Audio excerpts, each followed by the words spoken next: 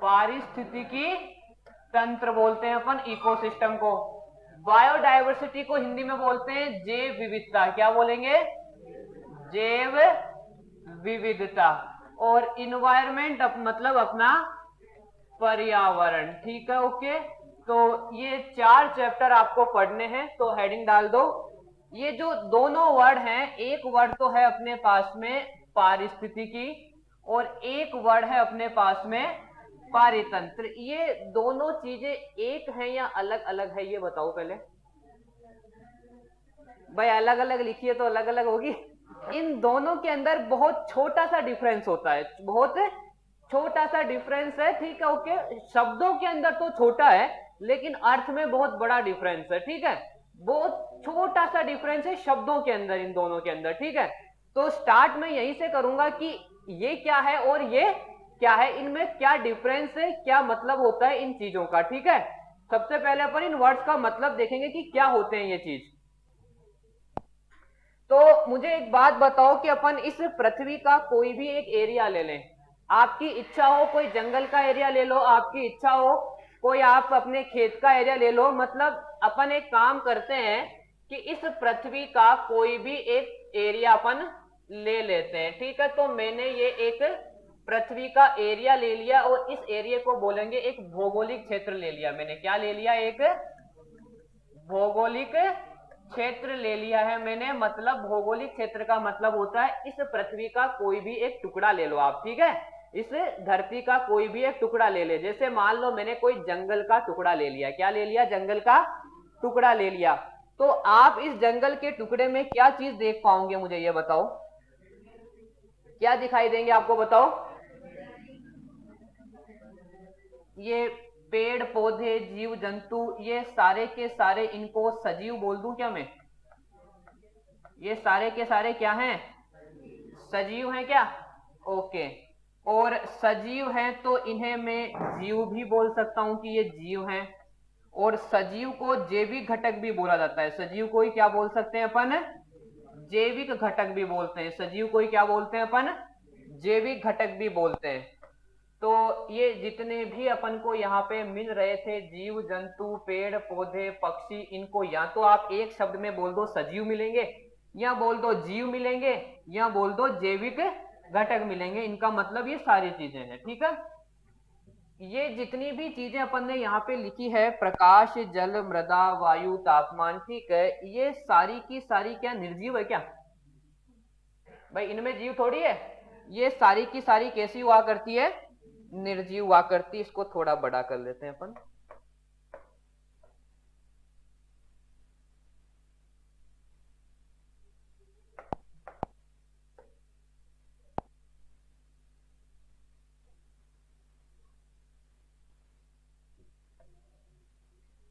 तो ये जितनी भी चीजें अपन ने लिखी है जो मिलेगी कहीं पर भी, और ये सारी की सारी कैसी है? निर्जीव है। तो इन्हें मैं क्या बोल सकता हूं? बोल दूं यहाँ है पारितंत्र। क्या बोल रहा हूं मैं? इनके और इनके बीच में होने वाली पारस्परिक क्रियाओं को तो बोलते हैं इकोलॉजी, कि ये और ये आपस में किस तरीके से क्रियाएं करेंगे। ठीक है, वो तो क्या कहलाएगी? इकोलॉजी। और इनका जो समूह बना, ये और इन सबको मिला दिया जाए तो क्या बन जाएगा? पारितंत्र बन जाएगा। बोलो समझ में आया क्या? कि इनके और इनके बीच की पारस्परिक क्रियाएं तो कहलाएगी इकोलॉजी, और इनसे जो समूह बनेगा, या इनका जो समूह है, या इनका योग बोल दो, या इनका तंत्र बोल दो, इनके मिलने से वो तंत्र क्या कहलाएगा? पारितंत्र कहलाएगा। ठीक है, बोलो कोई डाउट नहीं है। अब अपन बात करते हैं कि सर इनके और इनके बीच में कौन सी क्रियाएं होगी। कोई बता सकते हो क्या इनके और इनके बीच में कोई क्रियाएं?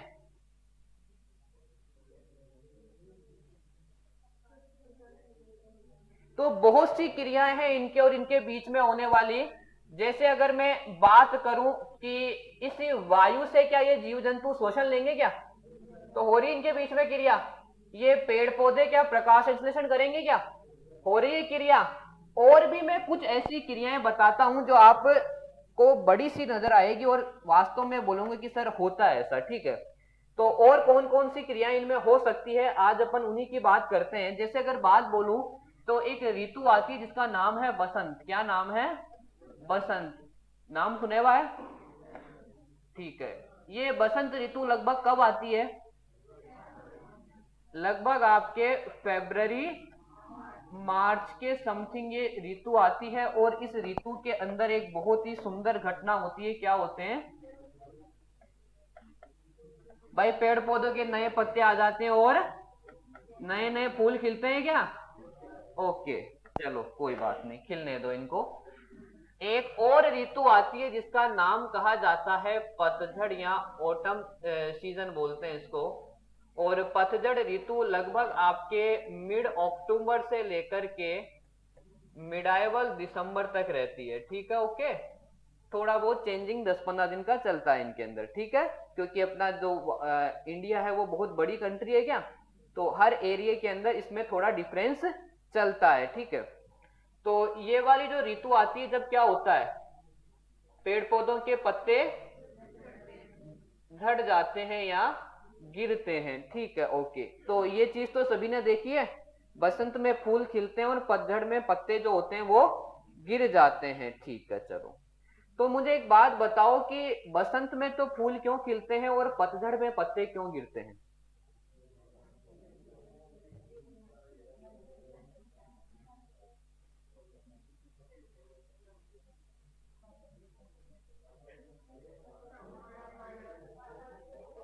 तो चलो एक काम करते हैं, इनका नाम बदल देते हैं अपन। भाई अगर मैं बसंत को बोल दूं पतझड़ और पतझड़ को बोल दूं बसंत, तो क्या काम उल्टा होगा क्या? नहीं होगा उल्टा? हाँ, ये भी बात सही है, महीना चेंज नहीं हुआ, अपन ने केवल क्या बदला? नाम बदला। मतलब नाम बदलने से कुछ होगा नहीं। ठीक है, तो ऐसा क्यों होता है? अगर मैं इसका रीजन अगर अपन देखना चाहें तो जैसे अगर मैं बात बोलूं फरवरी मार्च की बात करूं, ठीक है, तो सर्दियां क्या जा रही है क्या? फरवरी मार्च में सर्दियां विदा होएगी, तो टेम्परेचर जो रहेगा वो लगभग 20 से 25 डिग्री सेल्सियस के समथिंग रहेगा। ठीक है, और अगर सर्दियां जा रही होगी तो अगर मैं बोलूं डे लेंथ, किसकी बात कर रहा हूं? Day length. डे लेंथ का मतलब होता है प्रकाश की अवधि, कि सूर्य उदय कब हुआ और सूर्य अस्त कब हुआ। तो सर्दियों में आप सभी को मालूम है सूरज लेट उगता है और जल्दी अस्त हो जाता है। ठीक है, तो प्रकाश की अवधि क्या कम होती है सर्दियों में, और गर्मियों में क्या होता है सूरज जल्दी उग जाता है और 7-7:30 तक रहता है क्या, तो प्रकाश की अवधि क्या रहती है? ज्यादा रहती है। तो अब बताओ सर्दियां विदा हो रही है तो प्रकाश की अवधि घटेगी या बढ़ेगी? बढ़ेगी, क्योंकि सर्दियां विदाई की तरफ है, गर्मी आ रही है, तो क्या होगा? प्रकाश की अवधि बढ़ेगी। मतलब जो डे लेंथ होगी वो क्या हो जाएगी? बढ़ने लग जाएगी। और सर्दियां अगर विदा हो रही है तो सूरज भी है वो अच्छा उगेगा। कैसा होगा? सनी, खिली खिली धूप रहेगी। ठीक है, अगर अपन बात करें कि इस वाले मौसम की बात करें लगभग मिड अक्टूबर से दिसंबर, तो क्या गर्मियां विदा हो रही है क्या? इस टाइम पे क्या है, अक्टूबर में गर्मी विदा हो रही है। तो गर्मी में जो टेम्परेचर 40-45 तक वो ड्रॉप होने लग जाता है, धीरे धीरे सर्दी पड़ने लग जाती है। तो इस टाइम पे जो टेम्परेचर होता है वो लगभग 30 से 35 डिग्री, अक्टूबर के समथिंग टेम्परेचर क्या रहता है? 30 से 35 डिग्री। ना ज्यादा सर्दी होती है और ना ही ज्यादा गर्मी हो जाती है। ठीक है, अगर बात बोलूं मैं डे लेंथ की,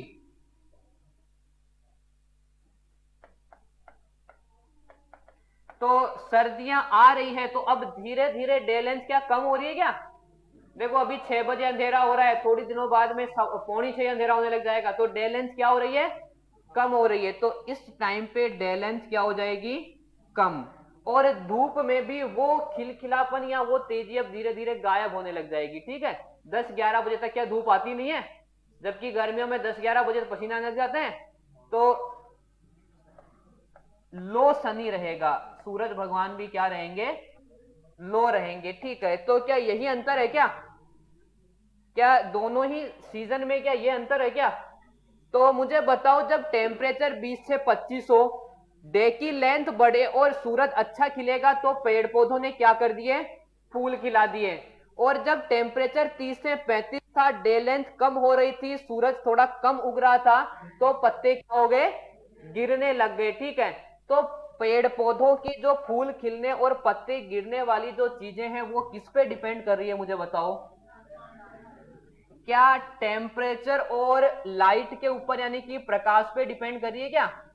ये सारा जो घटनाक्रम है वो एक तो तापमान और दूसरा लाइट पे डिपेंड कर रहा है, ठीक है। और ये दोनों ही क्या अजैविक घटक थे क्या, जो अपन ने इस तरफ लिखे थे? और पेड़ पौधे क्या जैविक घटक हैं क्या? तो मुझे बताओ, जैविक और अजैविक घटकों के बीच में कोई रिएक्शन चल रही है क्या, कि टेम्परेचर इतना होगा तो ये काम होगा और टेम्परेचर और प्रकाश इतना दिया तो ये काम हो गया, ठीक है। इसे इकोलॉजी बोलेंगे। ये क्या है? इकोलॉजी है, ठीक है। कि किस प्रकार से वातावरण के घटक हो गए या अजैविक घटक बोल दो या पर्यावरणीय घटक बोल दो, किस तरीके से वो जैविक घटकों को, सजीवों को, जीव जंतुओं को आपस में इफेक्ट करते हैं, उसी इफेक्ट का अध्ययन क्या कहलाता है? इकोलॉजी। तो बोलो, ये चीज समझ में आई क्या, कि किस तरीके से टेम्परेचर और लाइट ने क्या कर दिया, पेड़ पौधों में एक टाइम पे फूल खिला दिया और एक टाइम पे फूलों को गिरा दिया, पत्तों को भी गिरा दिया, ठीक है। तो ये टेम्परेचर और लाइट का पेड़ पौधों पे इफेक्ट है। इसे अपन क्या बोल सकते हैं? ये एक इकोलॉजी है। क्या है? ये इकोलॉजी क्रिया है, ठीक है। बोलो, यहां तक कोई डाउट नहीं है? तो अब आप बोलोगे कि सर केवल पेड़ पौधे ही इफेक्ट होते हैं या अपने जैसे इंसान भी इफेक्ट हो सकते हैं? तो अपन भी इफेक्ट होते हैं, ठीक है, अपन भी इफेक्ट होते हैं। जैसे बात करूं अगर, तो एक आपने भी देखा होगा कि गर्मियों में पेशाब कम लगता है, जबकि वर्षा काल या सर्दियों में पेशाब ज्यादा लगता है, ठीक है, यूरिन फॉर्मेशन ज्यादा होता है। तो इस चीज को भी देखो कैसे होता है ये चीज अपने अंदर। अगर मैं बात करूं कि अपने अंदर किस तरीके से इकोलॉजिकल इफेक्ट चल रहे हैं, तो एक मौसम तो आता है क्या अपने पास में, गर्मी का मौसम है, तो उस जगह टेम्परेचर लगभग कितना पहुंच जाता है, ठीक है। लेकिन अपन को बॉडी टेम्परेचर कितना रेगुलेट करना होता है? 37 रेगुलेट करना है अपन को। तो इस रेगुलेशन के दौरान क्या घटना होती है वो देखो,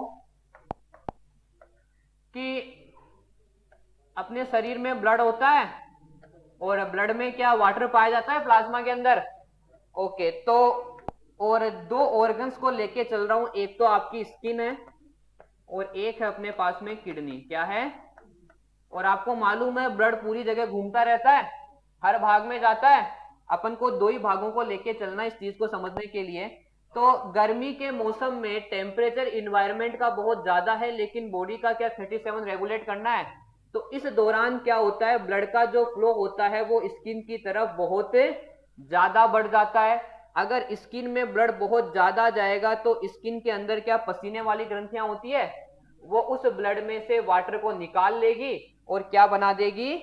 पसीना। और जब ये पसीना उड़ेगा तो टेम्परेचर क्या हो जाएगा? वापस से लो हो जाएगा, 37 रेगुलेट हो जाएगा, ठीक है। अब ब्लड जो है क्या अपने शरीर में फिक्स वॉल्यूम में हो, 5-5.5 लीटर फिक्स वॉल्यूम है ब्लड का, चाहे सर्दी हो या गर्मी हो, शरीर में ब्लड की मात्रा फिक्स है। अगर गर्मी में ये ब्लड स्किन की तरफ ज्यादा जा रहा है तो इसका मतलब किडनी की तरफ क्या जाएगा? कम जाएगा, क्योंकि वो तो 5 लीटर है। अगर आपने स्किन की तरफ ज्यादा भेज दिया तो किसी अंग की तरफ फिर कम जाएगा, तो कम किधर जाएगा? किडनी की तरफ। किडनी की तरफ अगर ब्लड कम जाएगा तो किडनी यूरिन भी क्या बनाएगी? कम बनाएगी। तो यही रीजन है गर्मियों के अंदर यूरिन या मूत्र का निर्माण क्या होगा? कम होगा, ठीक है। दूसरी अगर बात करूं, अगर मैं विंटर सीजन की अगर अपन बात करें, सर्दी की अपन बात करें, तो सर्दी में टेम्परेचर क्या 5-10 डिग्री सेल्सियस हो जाता है क्या, लेकिन बॉडी टेम्परेचर कितना रेगुलेट करना है? 37, ठीक है, ओके। तो अब मुझे बताओ, वही ब्लड है अपने पास में 5-5.5 लीटर, और वही दो ऑर्गन्स में ले रहा हूं जिनकी तरफ ब्लड का फ्लो करवाना है, एक तो स्किन और एक किडनी। तो बताओ अब पसीना बनाना है क्या? नहीं बनाना। तो इस साइड में ब्लड का फ्लो अब क्या होगा? कम होगा। तो ज्यादा किधर होगा? किडनी की तरफ ज्यादा। किडनी की तरफ अगर ज्यादा होगा तो यूरिन का फॉर्मेशन ज्यादा होगा। तो बोलो, क्या अपने अंदर मूत्र निर्माण की जो क्रिया है क्या वो टेम्परेचर से डिपेंड हो रही है क्या? ये क्रिया किस पे डिपेंड कर रही है? टेम्परेचर पे डिपेंड कर रही है क्या? तो यही चीज है, देखो वापस से ये इकोलॉजी है। क्या किसी निर्जीव या अजैविक घटक ने सजीव को डिफेक्ट किया? यही इकोलॉजी है। और अगर बात बोलूं तो जैसे कुत्ते, शेर हो गए, ठीक है, इनका जो ब्रीडिंग टाइम होता है, प्रजनन समय, वो क्या फिक्स टाइम पीरियड होता है क्या? जैसे कुत्तों में बरसात के टाइम पे ब्रीडिंग होती है, तो वो बरसात का टाइम का मतलब होता है फिक्स टेम्परेचर और फिक्स लाइट, फिक्स टेम्परेचर और फिक्स लाइट। जैसे ही उतना टेम्परेचर और लाइट फिक्स होएगी, उनके जनन अंग अपने आप क्या हो जाएंगे, एक्टिव हो जाएंगे। तो बताओ क्या जनन, जो मौसमी प्रजनक है उनमें क्या जनन क्रिया को टेम्परेचर और लाइट ने इफेक्ट किया? वापस से देख लो, वही इफेक्ट हो रहा है कि किसी निर्जीव घटक ने जैविक घटक को क्या कर दिया, इफेक्ट कर दिया। ये भी इकोलॉजी है। बात करूं आम जो होते हैं, क्या गर्मियों में आते हैं? सर्दियों में थोड़ी आते हैं। क्यों नहीं आ रहे भाई? पकने के लिए टेम्परेचर चाहिए, पुष्पन के लिए टेम्परेचर और प्रकाश चाहिए। तो वही चीज वापस से आ गई कि पेड़ पौधे सजीव है और किसने इफेक्ट कर दिया, लाइट और टेम्परेचर ने इफेक्ट कर दिया। ठीक है, तो ये वाली चीजें। जैसे अगर बात बोलूं आपकी मृदा के अंदर अगर एनपीके की मात्रा कम है या पोषक तत्व कम है, तो क्या प्लांट ग्रो कर पाएगा? क्या नहीं कर पाएगा। तो प्लांट की ग्रोथिंग या वृद्धि है क्या मृदा पे डिपेंड करी? और मृदा अजैविक घटक है और पौधा कैसा घटक है, जैविक घटक है। क्या दोनों के बीच में कोई रिलेशन है? वापस से रिलेशन है, तो इसी को क्या बोलेंगे अपन, इकोलॉजी बोलेंगे। इनका अध्ययन क्या कहलाएगा, इकोलॉजी कहलाएगा। तो मुझे ये बताओ, क्या आपको इकोलॉजी समझ में आई क्या? कि जैविक और अजैविक घटक के बीच में अगर कोई भी संबंध हो रहा है, कोई भी रिएक्शन हो रही है, तो उसे क्या बोलेंगे अपन, इकोलॉजी। और इन दोनों को मिलने से जो समूह बनेगा उसे क्या बोलेंगे अपन, पारितंत्र बोल देंगे। ठीक है, ओके। जैसे किसी जगह है, आपके खेत है, खेत में मृदा वायु जल सारी चीजें हैं, खेत के अंदर पेड़ पौधे भी हैं, तो आपके खेत को मैं बोल सकता हूं कि पारितंत्र। आपका खेत क्या है, पारितंत्र। क्योंकि पारितंत्र बनने के लिए क्या चाहिए, जैविक घटक और अजैविक घटक, ये दोनों मिल गए तो क्या बोल दो उनको, पारितंत्र बोल दो। तो मुझे बोलो पारितंत्र और पारिस्थितिकी समझ में आ गई? कोई डाउट है किसी को? नहीं है। तो सजीवों तथा सजीवों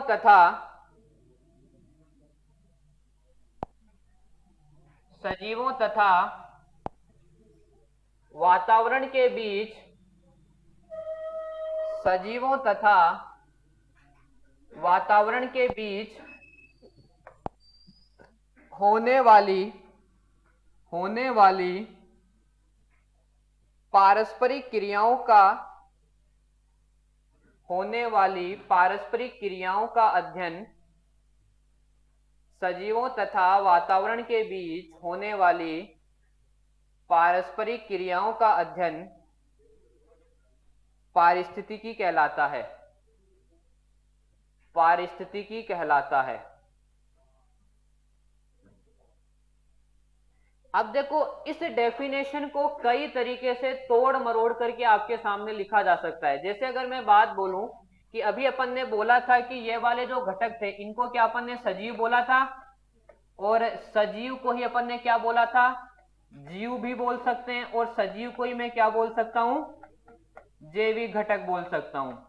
और जो तापमान प्रकाश मृदा जल वायु थे उनको अपन ने क्या बोला था, क्या निर्जीव बोला था? क्या उनको निर्जीव के साथ साथ में क्या अजैविक घटक भी बोला था क्या मैंने? एक मिनट, अजैविक को इसके साथ लिख लेंगे। उसके साथ साथ में उसको क्या मैंने भौतिक वातावरण बोला? क्या भौतिक वातावरण बोल दो, या इसको क्या बोल सकते हो आप, पर्यावरण। और इन्हीं को क्या अपन अजैविक घटक भी बोल सकते हैं, इन्हीं को मैं क्या बोल सकता हूं, अजैविक घटक बोल सकता हूं। ठीक है, तो देखो अपन को क्या करना है, इनके और इनके बीच की रिएक्शन को ही बोलना इकोलॉजी। तो मैं चाहूं तो देखो ऐसे बोल दूं, सजीव और निर्जीव के बीच में पारस्परिक क्रियाओं का अध्ययन, इकोलॉजी। सजीव और वातावरण के बीच अध्ययन, सजीव और पर्यावरण के बीच अध्ययन, सजीव और अजैविक घटक के बीच अध्ययन है। अब जो तीन इसके साथ पेड़ बने, क्या वो तीन पेड़ जीव के साथ में बना दूं मैं, या मैं बोल दूं जैविक घटक और निर्जीव के बीच का संबंध, जैविक घटक या भौतिक पर्यावरण के बीच का संबंध, या जैविक घटक व अजैविक घटकों के बीच का संबंध, या पारस्परिक क्रिया, इकोलॉजी है। ठीक है, पारस्परिक क्रियाएं या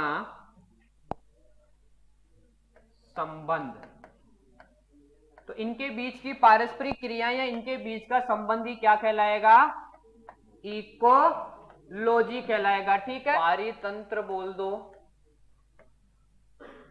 या इसी को बोलते हैं अपन पारिस्थितिकी तंत्र। और इंग्लिश में इसको क्या बोलते हैं, इको सिस्टम। तो ये कुछ नहीं है जो अपन ने घटक लिखे थे ना, पेड़ पौधे जीव जंतु पक्षी, ठीक है, ओके, और इधर लिखा था अपन ने क्या, प्रकाश जल वायु मृदा, ठीक है, इनका समूह ही क्या कहलाता है, इकोसिस्टम कहलाता है। तो सीधी सी एक लाइन की बात है, मैं बोल दूं कि जैविक व अजैविक घटकों का समूह बोल दो, या इसका जोड़ बोल दो, या इनका योग बोल दो, क्या कहलाएगा, इको सिस्टम कहलाता है।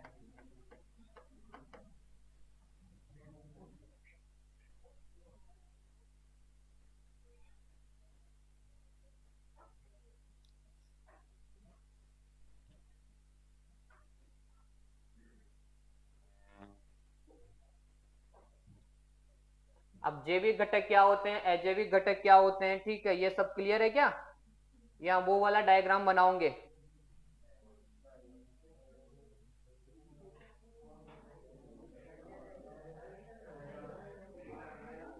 बनाओगे वो, आपको ये पता, वैसे तो देखो अजैविक घटक है ना, वो अपन को पढ़ने हैं पूरे, ठीक है, आगे आएंगे सारी चीजें पढ़ाऊंगा, ठीक है। तो याद रखना अजैविक घटक का मतलब है 5 चीजें हैं, प्रकाश, तापमान, जल, मृदा और वायु, इनसे इनको क्या बोलते हैं, अजैविक घटक। यहाँ लिख लो, जैविक घटक तो आप समझ जाओगे, जीव जंतु। अजैविक घटक का मतलब क्या होता है,